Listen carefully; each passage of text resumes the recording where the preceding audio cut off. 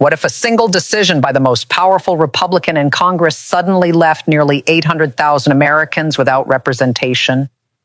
What if a federal judge didn't just disagree, but openly declared that the Speaker of the House had abused his power? That's exactly what just unfolded. And the ripple effects are shaking the MAGA movement to its core. This wasn't some quiet, overlooked legal filing. This was a courtroom moment that sent shockwaves through Washington. Mike Johnson walked into court with confidence and walked out politically exposed. The judge didn't pull punches.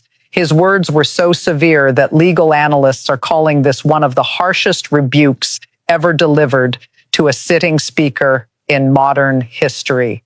Within hours, MAGA influencers, allies, and insiders were turning on one another. The movement is fractured, furious, and scrambling for someone to blame. Was the judge the enemy, or did Johnson cross a line he can't recover from? What happened next could redefine how power operates in Congress forever. The reason this moment dominated political media wasn't just that Mike Johnson lost. It was the scale and severity of the loss.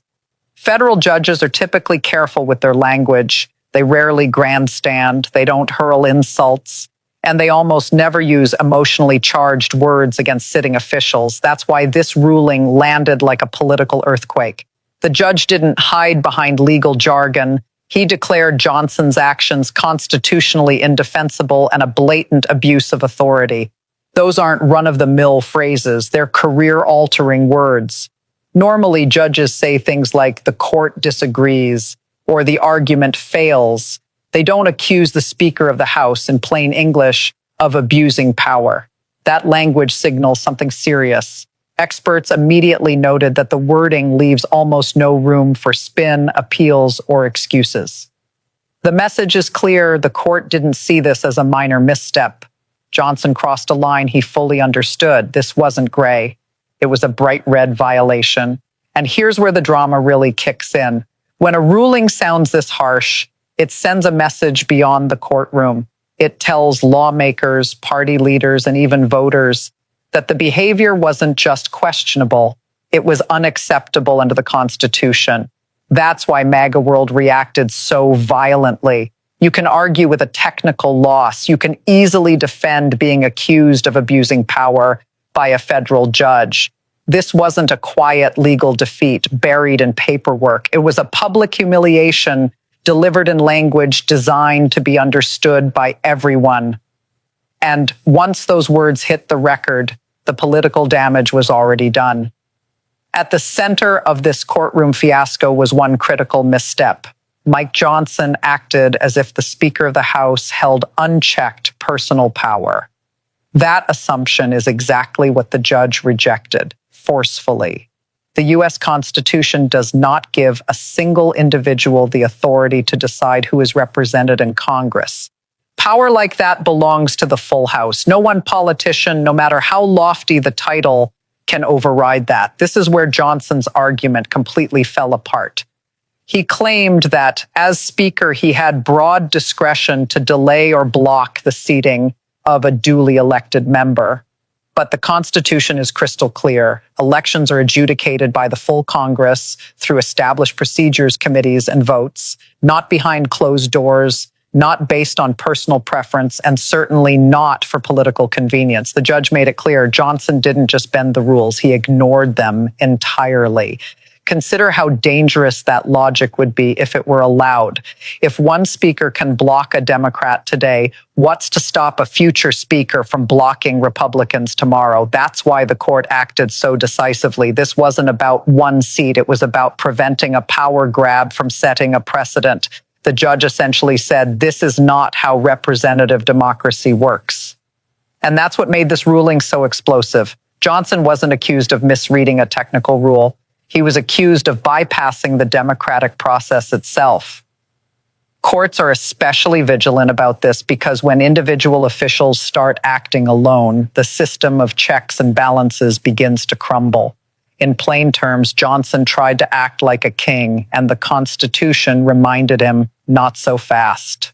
This is the part of the story that forced the judge to act quickly and fueled such intense backlash. This case wasn't just about politics or party maneuvering. It was about real people losing their voice in government.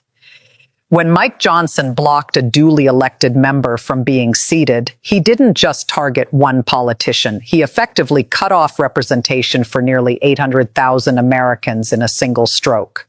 Pause and consider that. Hundreds of thousands of voters showed up, cast their ballots, followed the rules, and won their election, only to be told their voices didn't count. No vote on the budget, no say in major legislation, no representation in critical debates that directly affect their lives. In a representative democracy, that's not just a problem, it's a constitutional crisis. Judges treat this kind of harm with the utmost seriousness, because every day without representation inflicts real, irreversible damage. Laws are passed, budgets approved, decisions locked in, time lost cannot be rewound, and the judge made it clear. Johnson's actions didn't merely inconvenience voters, they actively denied them their constitutional rights.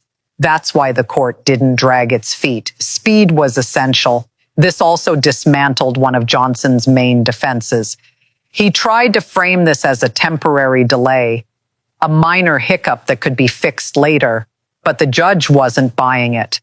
When nearly 1 million people are left voiceless, there's nothing minor about that. The harm was happening in real time, and this is where the moral weight of the ruling hit hardest.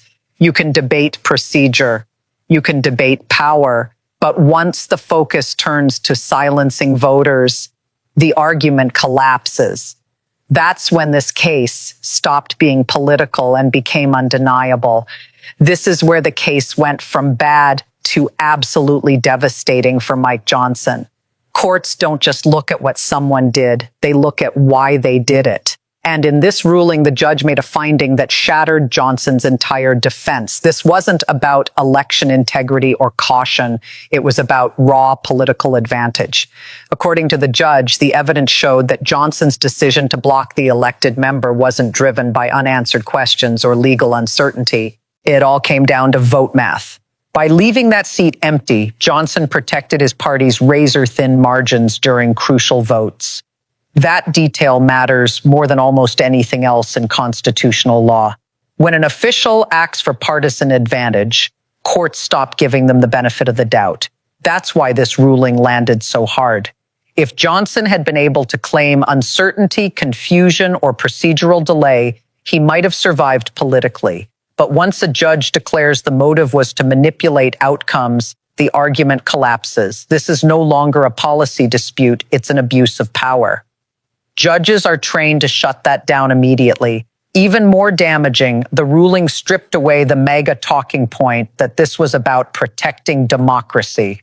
The court essentially said the opposite. Democracy was the victim, not the justification. That's a brutal reversal for a movement that constantly claims the moral high ground on elections. This is also why the backlash within MAGA became so vicious. Once the ruling framed Johnson as acting out of self-interest, he stopped looking like a warrior and started looking like a liability. Some rushed to defend him, others turned instantly, but none could erase what was now etched into the legal record. When a federal judge labels actions as politically motivated, that label sticks. One of the most damaging parts of this saga wasn't criticism from Democrats or liberal commentators. It was who agreed with the judge. When conservative legal experts confirmed the ruling was correct, Mike Johnson lost the last line of defense in politics. You can weather partisan outrage. What you cannot survive is losing your own side's legal credibility. Several right-leaning constitutional scholars and former federal prosecutors publicly admitted what many were already thinking. Johnson's argument was legally doomed from the start. They pointed out that the Constitution is not vague on this issue. When voters elect someone, that person is seated unless the entire House follows formal procedures to challenge the election. Skipping those steps isn't a clever tactic, it's a violation, and conservative lawyers know that as well as anyone. This moment mattered because it shattered the MAGA narrative of a rogue judge or deep state plot. That story only works if your own experts back it up. But when conservative analysts said no, the judge got it right, the argument collapsed. Suddenly, this wasn't left versus right. It was law versus overreach. What made it even worse was the bluntness of these critiques. Some conservatives openly said that any competent lawyer would have warned Johnson he would lose. That's devastating because it frames the loss not as bad luck, but as avoidable incompetence. This wasn't a trap, it was a reckless gamble. And once that idea took hold, MAGA anger shifted direction. Instead of rallying against the court, parts of the movement turned inward, questioning why their own speaker walked straight into a legal minefield. That's when loyalty began to crack. When even your own side admits you were wrong, outrage quickly turns into blame, and blame is politically fatal. What followed the ruling may have been even more damaging than the ruling itself. Rather than uniting behind Mike Johnson, MAGA fractured almost immediately. Within hours, conservative media, influencers, and activists were openly at each other's throats. Public infighting of that kind is a nightmare for any political movement built on loyalty and discipline. One faction went into full attack mode against the judge, claiming the ruling was part of a deep state conspiracy. They demanded Johnson ignore the order and called for outright defiance of the courts. To this group, the decision wasn't a legal loss, it was a declaration of war. Backing down would be surrender. The rhetoric grew loud, emotional, and extreme, and it spread fast. But another faction turned their anger squarely on Johnson himself. Rather than seeing him as a victim, they saw him as weak. They argued he never should have let the issue reach a courtroom in the first place. In their eyes, a true MAGA fighter doesn't lose, especially not this publicly. Some even questioned whether Johnson deserved to remain speaker at all. That's a stunning reversal for someone long seen as Trump's most reliable ally in Congress. This split created an impossible situation. If Johnson obeys the court order, he enrages the defiance crowd.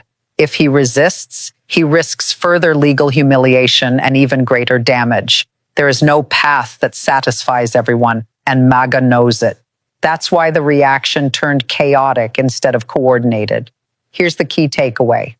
Movements built on absolute loyalty don't handle failure well. The moment a leader shows weakness, unity collapses. What we're seeing isn't just outrage, it's a movement struggling to decide who to blame when the system says no. By now, this story feels familiar because it is. What's happening to Mike Johnson fits a recurring pattern in modern megapolitics. Total loyalty is demanded, but failure is never forgiven. You can defend the movement every day, echo every talking point, and sacrifice your own reputation, but the moment you lose, you're on your own. Time and time again, leaders fully tied to Trump learned this the hard way. The rule is simple and brutal. Results matter more than loyalty. As long as you're winning, you're protected. The second the courts, the system, or reality push back, the movement turns cold. Excuses vanish, support evaporates, and suddenly you are the problem. Johnson followed the playbook to the letter.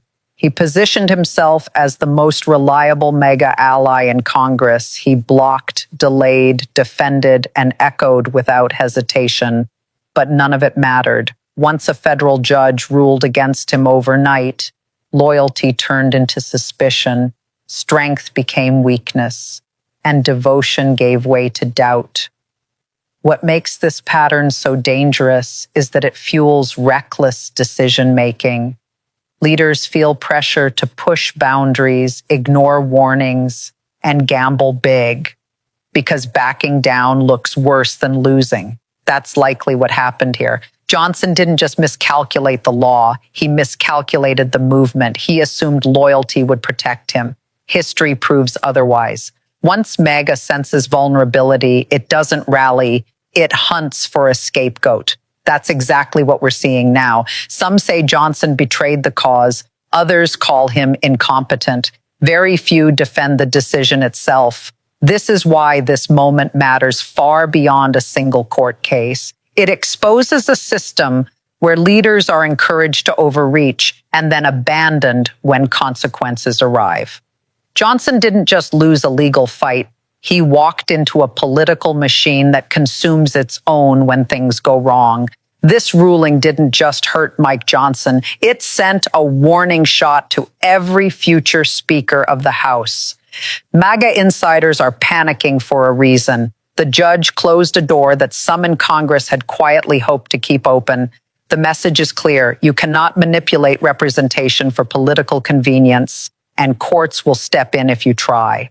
Before this case, a dangerous gray area existed. Delay long enough, claim uncertainty, hide behind procedure. But the judge wiped that away, making it explicit. Unilateral action by a speaker is unconstitutional. The court has now set a legal guardrail. Any future speaker attempting the same maneuver faces an even faster, harsher shutdown. With this case setting precedent, it's a nightmare scenario for hardliners. Precedent doesn't just apply to one party or one moment. It applies forever. This ruling makes it significantly harder for any speaker, Republican or Democrat, to block an elected member simply because the math is inconvenient. That's exactly why MAGA world is furious. This wasn't just a loss. It was a rule change they can't undo. What makes it even sharper is that Johnson didn't just fail. He failed in a way that protects the system from similar abuse in the future. Courts rarely intervene this firmly in congressional power disputes unless a real danger is clear. And here the danger was obvious. If this tactic worked once, it could work again. The judge stopped that chain reaction before it could start. So while Johnson may eventually see the member seated, the broader impact remains. This case will be cited, studied, and used as a safeguard against future overreach. For a movement that thrives on testing limits, that may be the most explosive consequence of all. In Washington, perception is power. After this ruling, Mike Johnson didn't just lose a case, he lost authority. Speakers survive tough votes and partisan fights every day. What they don't survive easily is being publicly embarrassed by a federal judge. That kind of loss follows you into every closed-door meeting, every negotiation, and every leadership test. Strength as speaker isn't just about holding the gavel. It's about projecting control, competence, and judgment. This ruling undermined all three. When a judge says you abused your power, it signals to lawmakers, including members of your own party, that you miscalculated badly. And once colleagues start questioning your judgment, your leverage evaporates. This matters because Johnson is already leading with one of the narrowest majorities in modern history. Every vote counts. Every internal disagreement matters. After this ruling, moderate Republicans have covered to push back, hesitate, or distance themselves. They can point to the court loss and say, this is exactly the kind of chaos we can't afford. That weakens Johnson's hand before he even opens his mouth. It also changes how Democrats interact with him. Negotiations aren't just about policy, they're about leverage. Right now, Johnson looks defensive, trapped by a judge's ruling that he crossed constitutional lines. His threats carry less weight, and his tactics seem riskier. Worst of all, this vulnerability is visible. It's not whispered. It's documented in a court record. Opponents don't even need to attack. They can simply quote the ruling. In leadership politics, nothing is more dangerous than appearing unsure, cornered, or exposed. After this courtroom showdown, Johnson didn't leave as a fighter. He left as a speaker whose authority suddenly looks fragile. The consequences go far beyond him personally because this ruling is now political ammunition. Democrats don't need to exaggerate or spin. They can simply point to a federal court decision showing that Republicans tried to deny voters their rightful representation and got shut down for it. That's a devastating message, especially in an election cycle already focused on democracy and the rule of law. Voters may not follow procedural battles closely, but they understand fairness. This case is easy to explain. People voted, won, and were blocked anyway. That storyline cuts through partisan noise. It doesn't sound extreme. It sounds wrong. And when a judge backs that up in writing, it carries weight, particularly with independents and moderate Republicans who value stability over chaos. That's especially dangerous for Republicans in swing districts. Candidates will be forced to answer uncomfortable questions. Do you support what your speaker did? Do you agree with the judge? Should one politician be able to silence an entire district? Any answer risks angering either the MAGA base or general election voters. Older voters in particular react strongly to institutional breakdowns. They remember norms. They care about process. When they hear that a court had to intervene to stop a power grab, it reinforces fears that politics has gone too far. That's not a winning environment for a party trying to expand its coalition. Worst of all for Republicans, this story doesn't expire. Court rulings don't vanish after a news cycle. They resurface in ads, debates, and campaign mailers long after headlines fade. The phrase flagrant abuse of authority will remain in black and white, waiting to be quoted.